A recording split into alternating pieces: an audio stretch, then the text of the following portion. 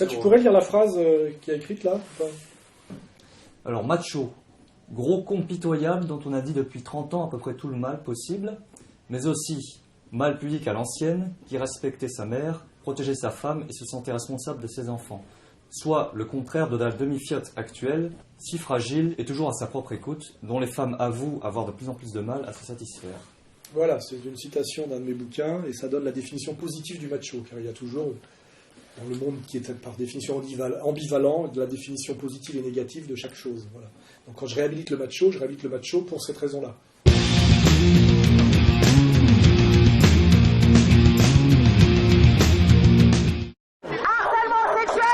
C'était il y a un mois. Des associations féministes en colère contre l'abrogation de la loi sur le harcèlement sexuel, un texte jugé trop flou par le Conseil constitutionnel. Jusqu'à ce que soit réécrit une nouvelle loi, on est dans un vide juridique. On peut parler d'à peu près 6 mois où les harceleurs seront libres d'agir comme ils le souhaitent et les femmes ne seront pas défendues. Il est important que non seulement nous apportions une réponse qui permette de protéger les personnes victimes de harcèlement sexuel, mais qu'en plus nous arrivions à couvrir tous les champs de situation.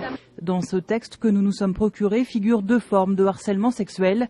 Le harcèlement répété avec à la clé 1 an de prison et 15 000 € d'amende pour le harceleur et jusqu'à 2 ans d'emprisonnement et 30 000 € d'amende en cas de chantage ou de menace pour obtenir une relation sexuelle. Le gouvernement souhaite à présent que le nouveau texte soit adopté avant la rentrée de septembre. Il sera donc présenté en procédure accélérée au Parlement.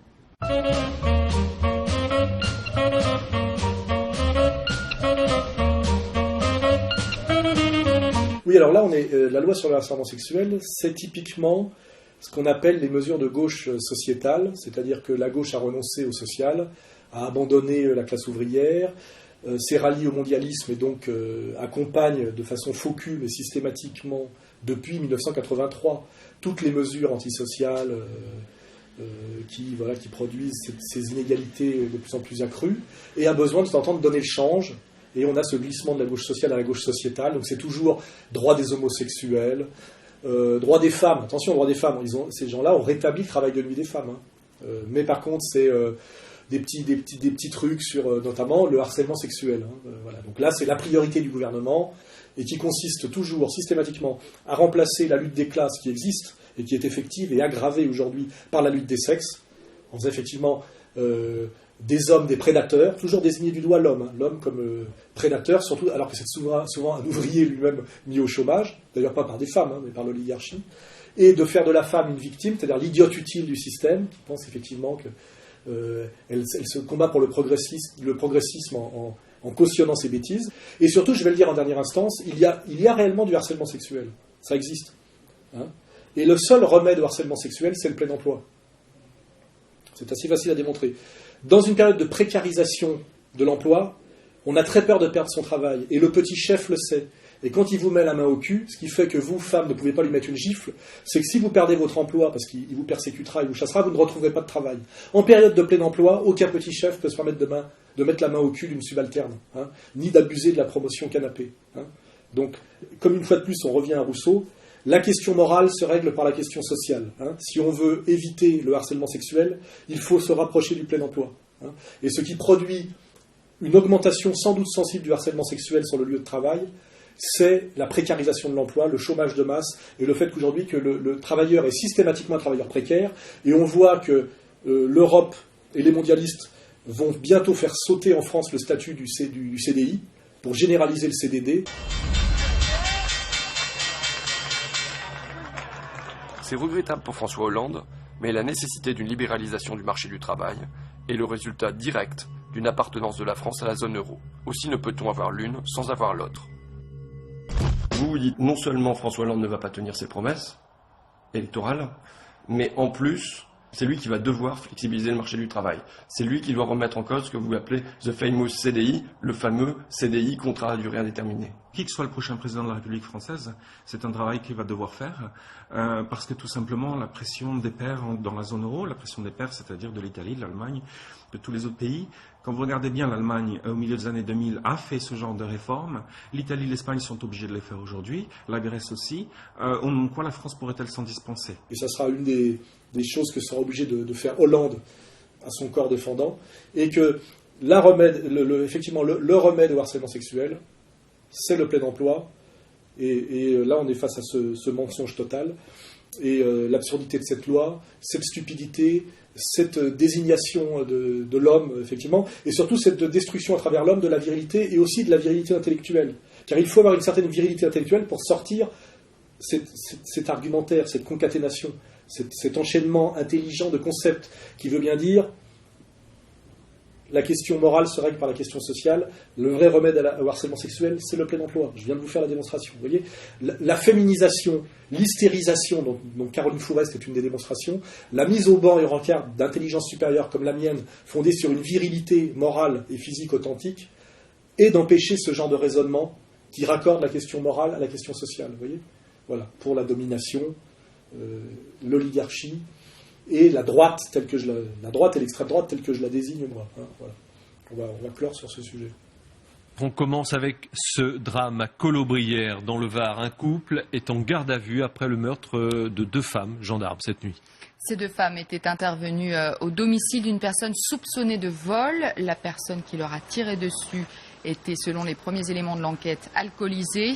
L'une des 2 femmes gendarmes a été tuée dans la maison et l'autre a été poursuivie jusque dans la rue. La première avait 35 ans, elle avait 2 enfants. La seconde, 29 ans, était célibataire. Le suspect principal, ici avec son ex-compagne, a déjà été condamné à plusieurs reprises pour des affaires de violence et de stupéfiants. Abdallah Boumezar, 30 ans, est décrit comme un homme imposant, 1,80 m pour 90 kg. Celui qui est aujourd'hui présenté comme le meurtrier présumé de 2 gendarmes a vécu dans cette cité de la Seyne-sur-Mer, près de Toulon. Récemment, il s'est montré extrêmement violent contre sa mère, à tel point qu'elle a dû porter plainte. J'ai posé plainte quand même parce que je voyais la mort. Il était jugé il y a 3 jours. Et la juge, elle a lâché au lieu qu'elle ramène au psychiatrie. La juge, elle a libéré. Il dit, je vais sortir, je vais tuer, je tue. Moi, je préférais qu'il l'amène dans un hôpital psychiatrique parce qu'il était violent. Il est malade, il est malade. Moi, je suis contre la loi qu'ils ont lâchée il y a 2 jours de ça. Voilà, franchement, c'est horrible. Mon ce qu'il a fait, c'est horrible.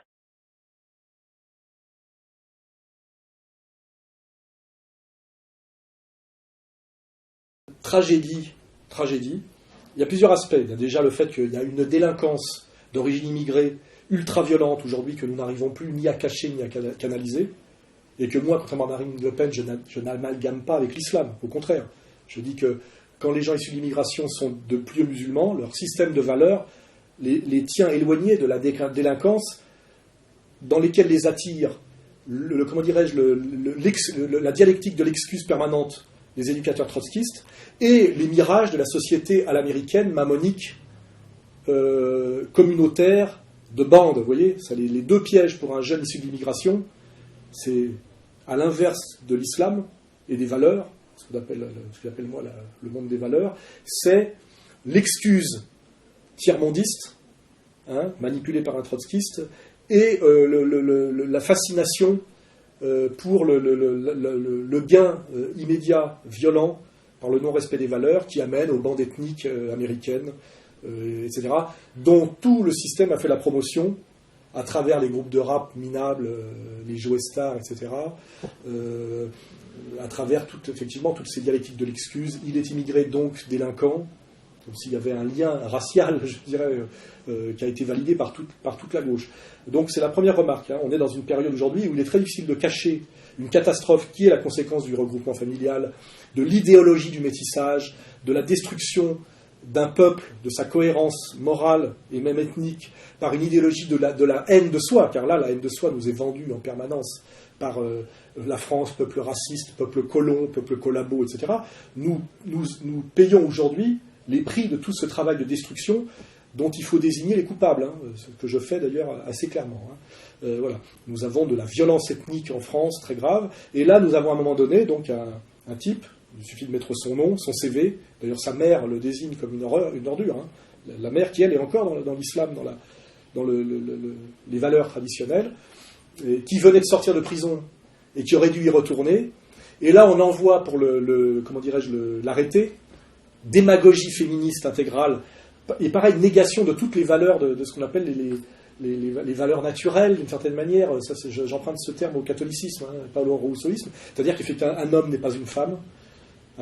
Et on envoie 2 gendarmettes, dont une mère de famille avec 2 gosses. Et qu'est-ce qui s'est passé? Ce type, qui est alors on dit que c'était une force de la nature parce qu'il faisait 1m80 pour 90 kg. Je fais personnellement 1m87 pour 90 kg.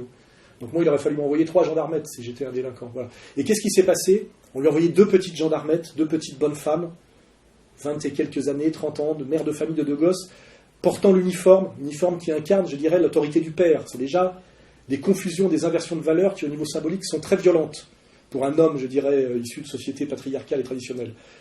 La femme incarne l'amour, elle peut être mère, religieuse, médecin, mais dès qu'elle est gendarme, flic, etc., ça pose des problèmes de représentation qui sont anthropologiques. Et donc, se faire arrêter par 2 petites bonnes femmes, c'est déjà très pénible. Vous le constatez quand vous subissez des contrôles routiers par des femmes en uniforme qui simulent le phallus en se prenant pour John Wayne parce qu'elles n'ont pas le phallus. Là, on en verra à Lacan, voilà, et avec ce côté grotesque qui est insupportable. Et surtout là, on est arrivé face à une réalité physique qu'une femme n'est pas un homme, c'est qu'elles ont été désarmées toutes les 2 par ce forcené et qu'il les a assassinées avec leurs propres armes. Se serait emparé de l'arme de service de l'une d'elles. Il aurait ensuite tiré sur cette gendarme et aurait par la suite tiré à nouveau sur le second gendarme qui prenait la fuite. Une scène d'une grande violence qui s'est déroulée sous les fenêtres des habitants du village. J'ai entendu les coups de feu quand je me suis mis à la fenêtre. Il n'y avait plus que le gars, le tueur, qui était par terre. Il cherchait sous les voitures. Il cherchait quoi? Il cherchait la gendarme. C'est-à-dire qu'il faut qu'on arrête de nous faire croire que les femmes soldats, c'est la même chose que les hommes soldats, et que les femmes peuvent faire la même chose que les hommes dans le système traditionnel, on va dire, dans l'industrie primaire et secondaire. Dès lors qu'il faut de la force physique, c'est pas la même chose. Tous les militaires le savent. Or, il y a aujourd'hui une volonté de parité par la force liée à cette pensée maçonnique, cette pensée délirante qui est la négation et l'inversion de tout ce qui est évident, traditionnel et de bon sens. Un homme et une femme, c'est pareil. Un homosexuel et un hétérosexuel, c'est pareil. Un enfant, un adulte, c'est pareil. Un pédophile et un hétérosexuel, c'est pareil. Enfin, je veux dire, on est dans ce monde de confusion, d'indifférenciation de toutes les valeurs, qui fait qu'en bout du compte, on a 2 femmes tuées dans des conditions atroces, avec une qui rampait sous une voiture et que l'autre a tiré comme un lapin avec sa propre arme qui lui avait arraché. Et qui laisse 2 enfants orphelins. Enfin, je veux dire, voilà. Il faut arrêter avec ce mensonge et cette démagogie qui nous mènera jusqu'au bout du chaos, qui est cette destruction de toutes les catégories anthropologiques, morales, qui sont liées à la tradition, à l'évidence, au monde de la verticalité, etc. Et ça, c'est l'exemple parfait. Et qu'on ne minimise pas cette affaire. Voilà. Nous avons là l'entrée en collusion de 2 choses, les conséquences de l'immigration incontrôlée, droit du sol intégral, que nous ont vendu ceux-là même qui pratiquent le droit du sang intégral pour eux-mêmes, car ils savent très bien ce que ça pourrait avoir comme effet très très néfaste sur leur capacité d'intégrité et de maîtrise d'eux-mêmes et donc de domination. Ils le savent très bien. Voilà. Et de l'autre côté, le fait de confondre les genres et de dire que tout est possible, ce qui rejoint d'ailleurs cette idée de sexualité de genre, qu'on s'est choisi sa sexualité. On est toujours dans ces mêmes gloubi-glouba sataniques, délirants, voilà. Et qui fait qu'à la fin, il y a 2 morts. Et que l'on ne dise pas c'est un accident, ça ne remet pas en cause. Ce qu'on nous a dit, ça ne remet en cause. Ça remet évidemment en cause toutes ces conneries dont il faut qu'on sorte. Voilà. Les hommes ne sont pas des femmes.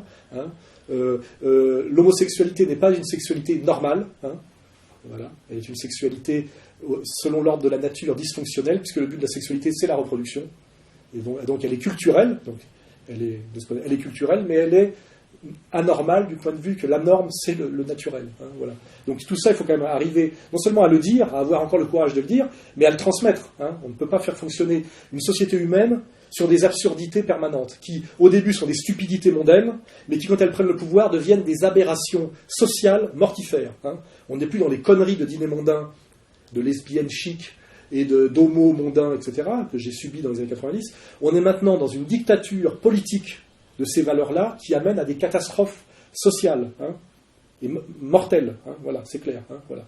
Donc, et comme par hasard, dernière remarque, tout ça est lié.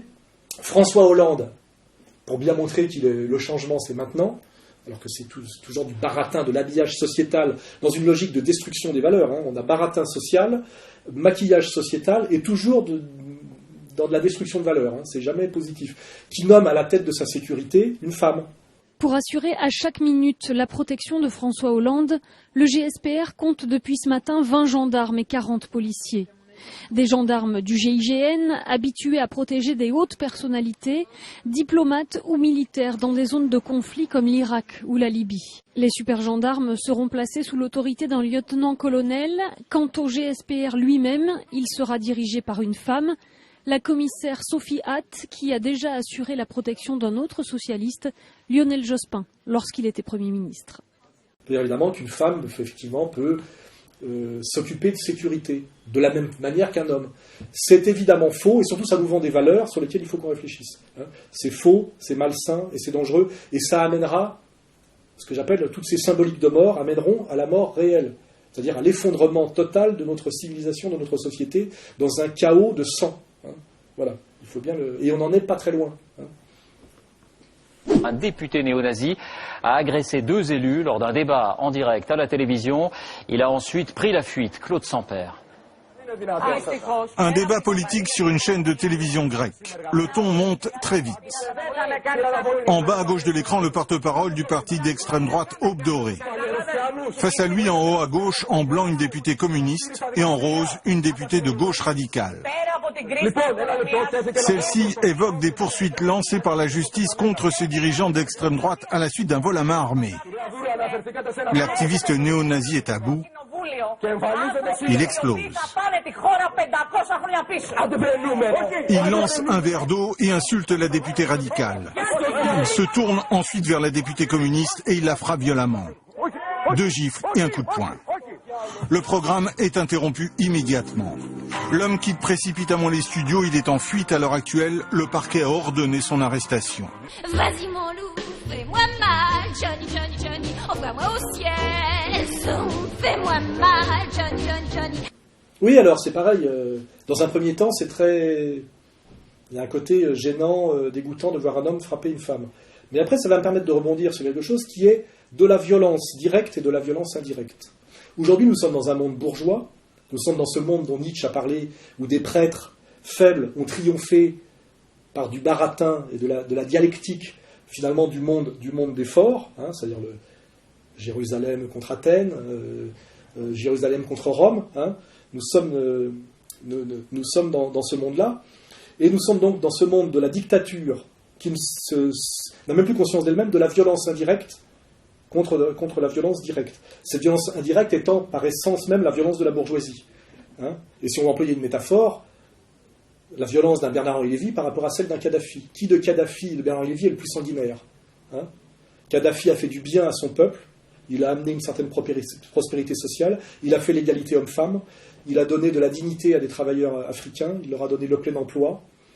Bernard-Henri Lévy, lui, qui est habillé comme une femme, qui a des postures de femme, des avant-bras de femme, des mains de femme, une vie de femmelette, et depuis qu'il est entré en politique, c'est-à-dire à la fin des années 70, un fauteur de guerre permanent. Il a partout systématiquement appelé à la guerre. Il a commencé par les Balkans, il a prolongé par l'Irak, la Libye, là il appelle à la guerre en Syrie. Voilà. Nous sommes typiquement dans ce monde de la dictature de la violence indirecte qui pense qu'elle n'a pas de compte à rendre parce qu'elle délègue la mise à mort et qu'elle n'a pas de sang sur les mains. Voilà. Et cette violence indirecte et effectivement cette violence bourgeoise typique et évidemment éminemment féminine, c'est-à-dire il suffit de lire les textes classiques. La femme n'ayant pas accès à la violence directe procède toujours par la triangulation, c'est-à-dire qu'elle se sert d'un autre contre celui qu'elle veut atteindre. Un homme, son amant contre son mari, etc. Tout ça est très bien expliqué par Otto Weininger. Voilà. Et finalement, quand on regarde cette scène telle que je l'analyse, on voit finalement un homme qui est un homme viril et sans doute humilié par tout un processus social de violence indirecte qui l'amène à adhérer à Aube Dorée, c'est-à-dire que c'est une victime sociale, et qui est dans une discussion de télé avec tous ces codes bourgeois, du baratin, où le type doit se faire insulter, humilier, etc., etc. À un moment donné, il craque nerveusement, et comme il est un être naturel, normal et viril, je crois qu'il jette un verre à la figure de la femme qu'il insulte. Δεν επιτρέπω σε κανέναν. Δεν επιτρέπω. Κυρία Δούρου, αναφερθήκατε σε ένα θέμα προσωπικό, δεν μιλάτε γενικώς. Και εμφανίζεται σήμερα. Οι οποίοι θα πάνε τη χώρα 500 χρόνια πίσω. Άντε βρενούμε. Ce qu'avait fait d'ailleurs le petit Klarsfeld contre Robert Ménard, sans que ça ait choqué personne. Quels sont vos faits, vous? On vous attend au jour le jour pour défendre la liberté de la presse. Tout ça, c'est pour vous. Quels sont vos risques personnels que vous avez pris? Attendez, moi je n'étale pas ici mes risques personnels. Évidemment, il n'y en a pas. Alors, il n'y en a pas. Venant de vous, faites-moi rigoler. Ce que je veux... Ça me titillait. Et je crois qu'à un moment donné, on remettra la vidéo, il craque nerveusement et il met main ouverte une paire de gifles. Voilà.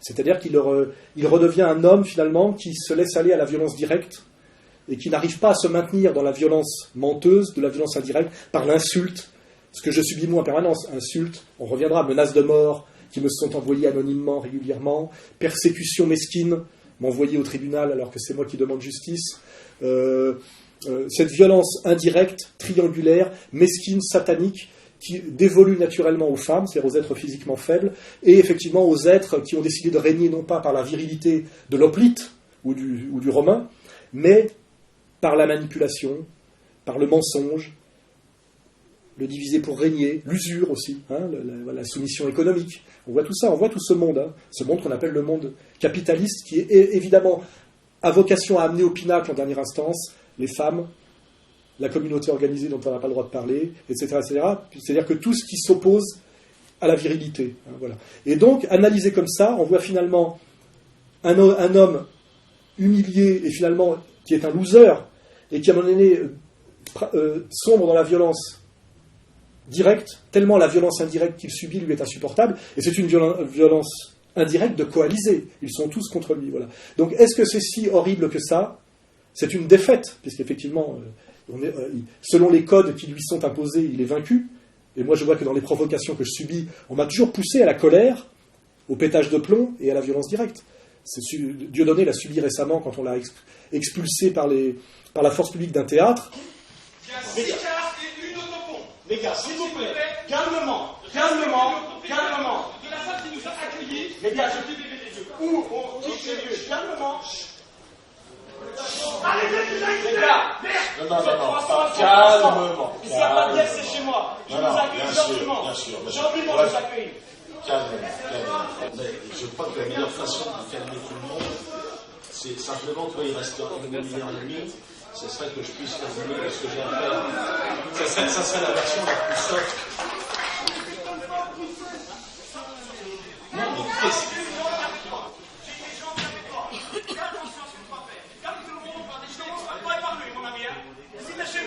On a essayé de le pousser à la violence pour le désigner comme violent, alors qu'en fait, il a essayé nous faisons, nous, les résistants authentiques, en permanence d'énormes efforts pour ne pas sombrer dans la violence directe de la colère et quelque part du désespoir, qui renvoie peut-être aussi à l'affaire, comment il s'appelle, du chanteur. Marie Trintignant est depuis hier dans le coma dans un hôpital de Vilnius en Lituanie. Pour l'instant, on sait simplement que l'actrice s'est violemment disputée avec son compagnon, le chanteur Bertrand Cantat du groupe Noir Désir. Menottes aux poignets, tête baissée, Bertrand Cantat est désormais aux mains de la justice lituanienne. Placé en garde à vue hier, le leader du groupe Noir Désir a été présenté au parquet de Vilnius. Une enquête est en cours. Si sa responsabilité se confirme, le chanteur risque très gros, jusqu'à 15 ans de prison, s'il est jugé sur place. Voilà, Bertrand Cantat, qui à un moment donné, insulté, humilié et giflé lui-même, rend la gifle, vous voyez, et qui est désigné comme un monstre persécuté et détruit totalement. Totalement, voilà. Nous sommes dans ce monde de la dictature, de la violence indirecte, c'est-à-dire de la persécution économique, de la violence sournoise, triangulaire, etc., où nous, les hommes traditionnels, finalement, qui aimons ce monde du duel, du défi direct, qui est le monde sain finalement, le monde du chevalier, le monde de bagarre, voilà, du chrétien sans reproche, mais du français sans peur. Voilà, nous sommes en permanence en train de nous retenir, de ne pas sombrer dans ces provocations que nous subissons en permanence par les insultes, les procès, les persécutions, etc., etc. Et quand je vois ce pauvre type d'Aube dorée finalement céder, je comprends, quand j'ai fait toute cette analyse de processus global, que c'est lui la victime. Voilà. Il a été, voilà, il est la victime. Voilà, c'est clair et net. Et je dois être le seul à le dire. Et voilà, et j'ai, moi, de la compassion pour lui. Voilà. J'espère que ça sera bien compris. Joe Star, bonsoir. Vous avez en forme là, Joe Star. En tout cas, les gens sont crispés, ils ont arrêté de faire l'amour. Ah, je comprends. Les gens sont tendus. Je vais me faire massacrer au bout de 3 questions, si tu veux. Joe Star, bonsoir. Vous avez l'air en forme. Comment ça va? Vous sortez de prison là? Si c'est pour des questions comme ça, j'ai autre chose à foutre, ça arrive. Vas-y. On quitte des vrais trucs. C'est bien, moi j'aime bien l'accident en plus. Tu auras traduit par toi-même. J'aime bien l'accident, ça veut dire tu vas saigner du pif. Tu es conscient de ça? Je n'aurais jamais imaginé que Frédéric Becbédé pouvait être ami avec Joe Star. Comment avez-vous fait pour lui faire jouer un rôle aussi éloigné de son image habituelle?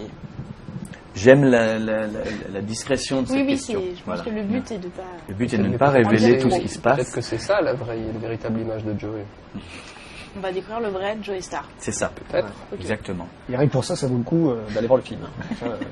Là, à gauche, la mère, je dirais jardin à la française, et la fille, abricot. Non, la fille, elle est plus en abricot, là. Elle est en pelouse ou en green de golf. Abricot, je t'ai dit. Non. Et celle-là? Jean-Georges, c'est un homme. Et alors? Il y a des hommes qui se rasent la chatte, pas vous?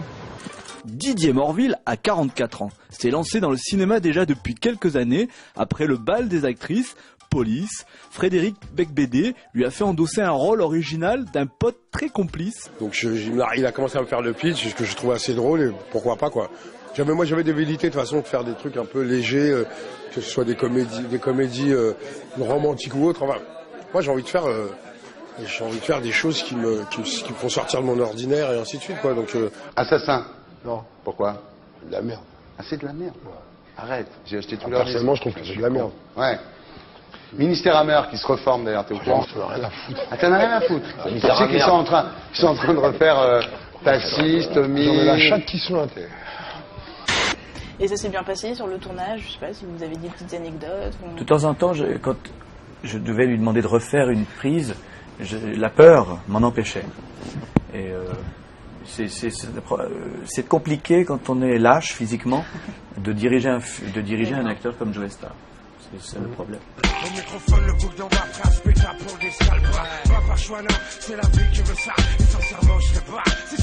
Dans toujours pareil, outing, je me suis forcé à voir récemment le film L'amour dure 3 ans de Becbédé. Becbédé, avec qui je me suis fâché à l'époque parce que je lui ai amené le livre de Simon Liberati, Anthologie des apparitions, que j'avais réécrit, et que ces gens-là, pour me remercier, m'ont craché à la gueule parce qu'il y avait très peur, quand ce livre a été nommé au Médicis, qu'on sache que Alain Soral avait été dans le processus de réécriture et avait été finalement la couche, avait permis que ce livre soit édité, ce qu'on appelle voilà. Donc c'est exactement comme Ardisson aujourd'hui me crache à la gueule pour qu'on oublie qu'il a été mon maître et mon ami. J'ai eu ce même problème avec Becbédé, que j'ai connu jeune, je le dirais comme Ariel Wiesman d'ailleurs, pro-palestinien, très lucide sur certains sujets, et qui a été progressivement retourné, ramené au bercail. Voilà, donc typiquement, c'est retourné dévirilisé qui nous domine aujourd'hui par la violence indirecte et triangulaire, comme capot du système, Wiesman, Becbédé, Ardisson, etc. Toujours ce même processus. Et pourquoi je vais revenir à ce film? Ce film est très mauvais. Hein.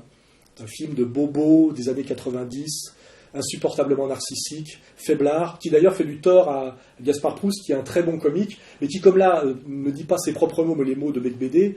À mon avis, ça le fait... Bon, ça lui rend pas service, mais c'est pas le sujet. C'est que là, il y a mon vieil ami Joe Star qui est dans le film, dont je dis effectivement que c'est le piège typique, l'idiot utile consentant, hein, de la manipulation, mais qui incarnait quand même, pendant des années, la virilité physique. Il faisait peur physiquement, en général parce qu'il sortait en bande. Hein. Il venait toujours avec 30 mecs des cités. Donc quand vous venez entourer de 30 mecs de Montfermeil dans des soirées mondaines, vous pouvez faire peur. Tout seul, je pense qu'il aurait pas forcément peu aussi peur. Hein. J'en suis à peu près certain. Voilà. Mais bon, je l'ai vu arriver en 89 à Paris, j'ai vu comment il a procédé, très malin, il avait bien pigé comment ça marchait, etc., etc. Mais là, ce que je vois, c'est qu'en fin de course, lui qui incarnait quand même une certaine virilité du prédateur isolé, on va dire, et qui se permettait de faire peur à Ardisson sur les plateaux. C'est toi ou lui qui fait l'interview, celui-ci? Non, je crois qu'on va changer d'interview. Non, je suis brisé par terminé. comme signe, moi. On rallume, c'est un match de terminé. Voilà. On va faire une autre interview, je crois que c'est mieux. De tutoyer et d'être mal poli avec les autres invités, sous-entendant qu'il avait la virilité physique et la capacité du poing pour s'imposer. Je vois que dans le film de Beigbeder, il joue le rôle d'un PD, d'un homosexuel, d'une fiotte. Ah, mais attends, je t'arrête tout de suite, on n'est pas pédé, nous. Hein? On n'est pas des tarloufs, quoi. C'est juste qu'on a marre de se faire emmerder par des connasses, quoi. Ah d'accord, mais... Enfin... Quoi? Je sais pas, quand vous êtes ensemble, tous les deux, tout nus, c'est la nuit, il fait chaud. Enfin, à un moment, vous... Attends. Regarde. On se fait du bien. C'est de l'entraide. L'entraide? Oui. Jean-Georges et moi, c'est différent. On s'aime. C'est de l'amour. Et là, je vais faire une analyse, pas du film qui est très mauvais. Ce qui me rassure, ça m'inquiète plus quand les films sont bons, hein, je vous le dis tout de suite. Quand les sales types font des bons films, ça me perturbe beaucoup plus. Hein. Voilà. C'est que finalement, on est là bien on a bien le rapport entre un prédateur isolé et, comment dirais-je, une entreprise collective d'êtres faibles mais dominants. C'est la bourgeoisie, la bourgeoisie mondaine. En fait, Beigbeder a toujours été terrorisé par les mecs virils, dont moi, physiquement. Hein. Je l'ai giflé d'ailleurs. Ils portent en eux cette humiliation des fiottes. Hein, voilà. Et la vengeance du bourgeois, la vengeance de l'être collectif dominant, est toujours sur le long terme. Hein, c'est une vengeance collective sur la longue distance. Et là, on voit très bien que quand Beigbeder propose à Joe Star un rôle dans son film, c'est genre Joe Star, tu es en bout de course, les nouveaux jeunes ne vont plus s'intéresser à toi, et il faut quand même que tu survives, si tu ne veux pas retourner travailler, tu as échappé toute ta vie à l'usine, il va falloir que tu acceptes les petits boulots qu'on te donne dans le culturo-mondain. Et qu'est-ce qu'on lui donne comme boulot maintenant? Pour lui, l'ancien rappeur, rebelle, etc., boulot de flic et boulot de PD. Ce qui est vraiment une volonté froide, typiquement bourgeoise, et typiquement de cette violence triangulaire que je montrais tout à l'heure, d'humilier le type qu'on garde encore. Tu es un mâle dominant en fin de course, tu es un prédateur isolé, tu es finalement très faible par rapport à cette cohorte de fiottes, mais qui se tient les coudes, et qui est la supériorité finalement de la horde de rats sur le lion solitaire. Hein. C'est des métaphores animalières qui ont été filées très souvent.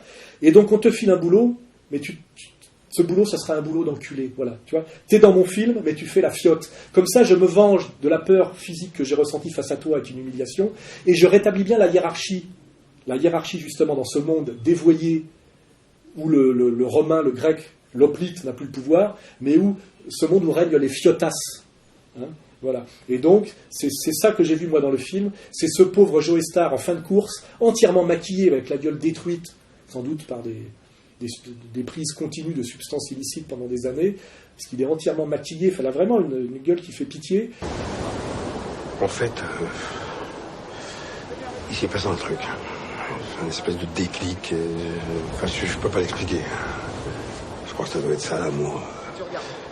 Je vais prendre une leçon de surf, s'il te plaît. Respire. Et qu'il arrive, de blond, tout ce que je déteste. Plus beau que moi, forcément. Et puis, il s'est passé un truc. Bon, il s'est passé quelque chose. Vous avez fait du surf? Chaud, là. Ouais, aussi.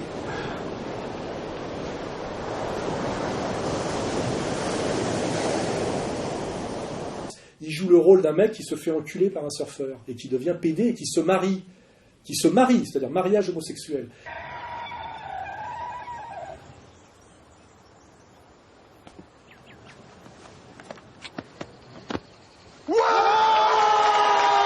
Et j'aimerais bien savoir comment il encaisse, comment il supporte ça de jouer soit les flics maintenant, soit les pédales dans les films de l'oligarchie. Et là, on voit bien, j'en parlais récemment encore avec Dieudonné, que quand l'oligarchie vous garde et qu'elle sait que vous n'êtes pas de leur monde au départ, car vous incarnez la virilité, vous incarnez une certaine insoumission intrinsèque, je dirais, on vous garde à condition que vous vous soumettiez. C'est rampe, demande pardon, tu vois, fais allégeance, il y a tout un rituel. Voilà. Et là, nous avons donc bien la vengeance collective et sur le long terme de la fiotasse mondaine Beigbeder sur ce prédateur isolé finalement très fragile sur le long terme et très faible, Joe Star, qui en dernière instance, pour rester dans le culture mondain, accepte de faire le flic et l'enculé. Voilà. C'est important de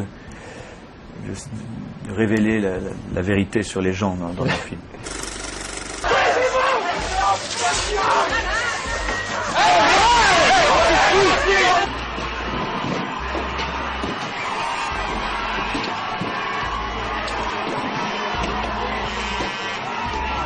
J'ai parlé très succinctement la dernière fois des émeutes. Il y a des émeutes partout en ce moment sur Terre. Le saut qualitatif de la prise du pouvoir, je dirais pratiquement définitive et en pleine lumière du nouvel ordre mondial, du mondialisme, produit des effets d'insoumission un peu partout. Monde arabe, monde maghrébin et notamment Québec. Moi, on m'a dit, il ne faut pas dire le Canada, il faut dire le Québec. C'est pas vrai. Le Canada, c'était bien le nom français, évidemment, qui a été usurpé par la puissance anglo-saxonne, qui fait qu'il ne reste du Canada que le Québec. Nous sommes bien là dans une petite bulle d'un monde qui est encore un monde français, c'est-à-dire d'égalitarisme tel que peut le penser Emmanuel Todd, qui ne pense pas grand-chose, mais ça, il peut le penser, d'un monde d'égalitarisme à la française, avec ses valeurs humanistes à la française, face à une domination typiquement anglo-saxonne. Et là, la mise au pas de ce monde québécois, qui est aussi un monde viril, puisque ce sont des Français qui ont encore quelque part la posture, la stature et même la diction des Français paysans du XVIIIe siècle. Ils ont même les patronymes. Quand on veut voir un générique de film avec des noms français, on regarde un film canadien, pas un film français, où il n'y a pratiquement plus de français. Voilà. Là, il y a deux manières de voir des noms français à l'ancienne, c'est de voir les gendarmes, des pompiers volontaires ou des Canadiens. Là, vous verrez, il n'y a pas de nom polonais, il n'y a pas de nom ashkénaze. Là, il y a du français, du Guillaume, Le Pelletier, Gontran. Voilà, c'est pompiers volontaires ou québécois. Là où il y a que des coups à prendre. Voilà, ça on peut filer la métaphore encore. Et en réalité, qu'est-ce qu'on voit dans ces émeutes d'étudiants aujourd'hui ? D'où sont venues ces émeutes ? De la hausse du prix des études. Tout commence en novembre 2011, quand le gouvernement québécois décide d'augmenter les frais de scolarité à l'université de 75% sur 5 ans. Les étudiants devront alors débourser plus de 3 000 $ par an au lieu de 1 800 actuellement. Plus proche de la moyenne nord-américaine, mais beaucoup plus élevé qu'en Europe. C'est-à-dire que d'un système égalitaire à la française, où finalement les élites passent par le savoir, et le savoir est libre, égal dans son accès et ne fonctionne que sur le mérite intellectuel, on passe dans un monde anglo-saxon de reproduction des élites, pas de ce crétin Bourdieu, qui a contribué à détruire le système de la méritocratie française en faisant une analyse inversée, c'est-à-dire en détruisant le système français pour qu'on se mette non pas à un système intégralement égalitaire, mais finalement de le détruire pour le soumettre au système anglo-saxon qui, lui, est un système de reproduction familiale du savoir par l'argent, dynastique. Et en fait, c'est ça qui a produit cette explosion de rébellion au Québec. C'est très symbolique. C'est qu'effectivement, les Québécois qui ont une culture humaniste à la française égalitaire ne veulent pas de cette société oligarchique où le savoir est un privilège de caste par le prix d'inscription à l'université. Voilà. Et on voit très bien que la mise au pas se fait par ce genre de marqueurs, la hausse du prix d'entrée dans les universités. Descoings avait fait le même boulot pour Sciences Po. Il avait fait exploser le tarif d'entrée à Sciences Po, mais il avait aussi fait de la discrimination positive avec des bourses pour qu'il y ait quand même du collabeur et du nègre de maison. Voilà, le processus totalement pervers. Descoings, il est finalement, de temps en temps, Dieu gagne sur Satan, on va pas en reparler, mais son sort est scellé. Mais là, c'est bien comprendre effectivement que le Québec est un petit bastion francophone et francophile au sens profond du terme de cette société humaniste chrétienne, catholique, égalitaire française, car tout ça se combine, et qui résiste à sa mise au pas inégalitaire, on va dire anglo-saxonne. Donc je salue une fois de plus la résistance de mes frères québécois. Et effectivement, notre sympathie intuitive vient du fait que nous sommes issus de ce même monde profondément humaniste, chrétien, au sens même, je dirais, chrétien catholique, et égalitaire, voilà, qui est ce monde, effectivement, qui était la troisième voie de gaulliste par rapport à l'Empire anglo-saxon et à l'Empire soviétique, qui était, voilà, c'était le modèle, l'universalisme à la française, qui par rapport au panslavisme ou au panaméricanisme aurait pu s'appeler le panfrancisme. Voilà. Le Québec est encore un petit bastion panfranciste qui résiste, et je leur souhaite de résister jusqu'au bout, et je soutiens leur combat, et je le comprends, et je voudrais aider à le faire comprendre. Voilà. Fais-moi mal, Johnny, Johnny, Johnny, je suis pas une mouche. Fais-moi mal, Johnny, Johnny, Johnny.